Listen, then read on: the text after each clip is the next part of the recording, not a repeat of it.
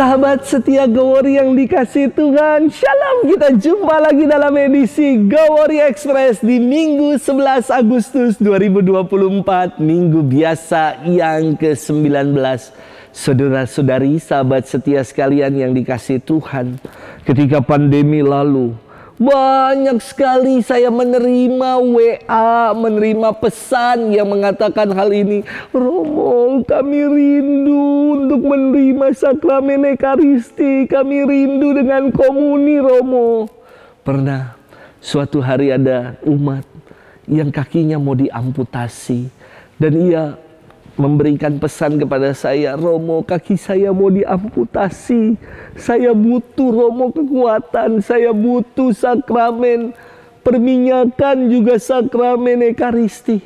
Maka walaupun COVID sedang berkecamuk, tapi saya tetap datang. Saya memberikan sakramen perminyakan dan sakramen Ekaristi kepada ibu ini. Dan ibu ini setelah menerima sakramen Ekaristi dan perminyakan, ia berkata kepada saya, Romo, saya nggak lagi takut. Saya ikhlas. Walaupun bagian diri saya ada yang dipotong, ada yang diamputasi. Namun saya tidak pernah kehilangan hidup saya. Saya tidak pernah kehilangan iman saya untuk percaya akan Tuhan yang maha baik. Dahsyat sekali iman ibu itu. Kakinya mau diamputasi loh. Separuh dari bagian dirinya akan hilang. Namun imannya tetap penuh dan teguh.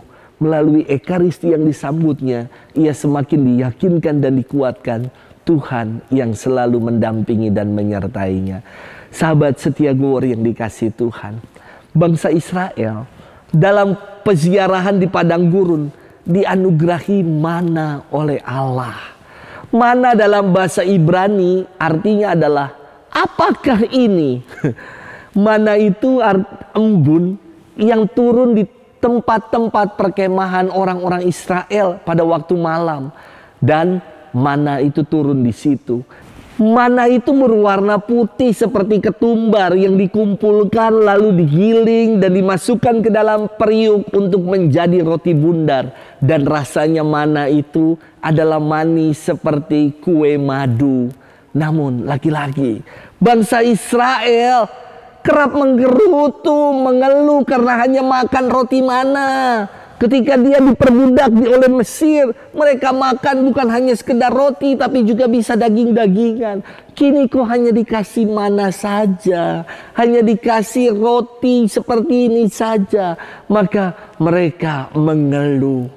Kini dalam firman Tuhan, Allah menganugerahkan kepada bangsa Israel bukan lagi roti mana, tetapi Yesus sebagai roti hidup.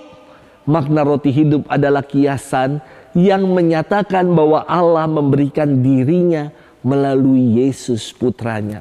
Inilah ungkapan kasih Allah yang agung melalui Yesus sebagai roti hidup yang dipecah-pecah dan dibagi-bagikan kepada orang banyak.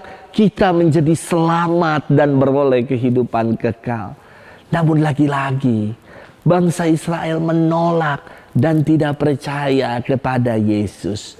Sahabat setia Gowori yang dikasih Tuhan, roti duniawi atau mana hanya mengenyangkan lapar fisik. Sedangkan roti surgawi yakni Yesus sendiri akan memberikan kelegaan dan kepuasan hingga hidup yang kekal. Pertanyaan untuk kita renungkan, setelah kita menerima Yesus, Sang Roti Hidup, apakah hidup kita telah digerakkan oleh Yesus sendiri? Akhirnya apa yang kita pikirkan, apa yang kita katakan dan kita rasakan sungguh-sungguh terarah pada Tuhan. Hingga akhirnya kata-kata yang keluar dari mulut kita adalah kata-kata baik, kata-kata yang menjadi berkat bagi orang lain. Atau kehadiran Yesus dalam roti hidup yang kita sambut tidak mengubah hidup kita. Hidup kita masih dalam habitus lama yang saling dengki, iri, suka marah, sirik, berkata-kata kasar, julid sama orang lain. Semoga kehadiran Tuhan yang kita alami dalam Ekaristi sungguh-sungguh mengubah kita dan hidup kita sungguh digerakkan oleh Yesus sendiri untuk meneladan apa yang Ia buat, apa yang Ia lakukan dalam keseharian hidup kita. Semoga itu yang mau kita perjuangkan. Selamat hari Minggu dan Tuhan memberkati kita selalu Dalam nama Bapa dan Putra dan Roh Kudus. Amin.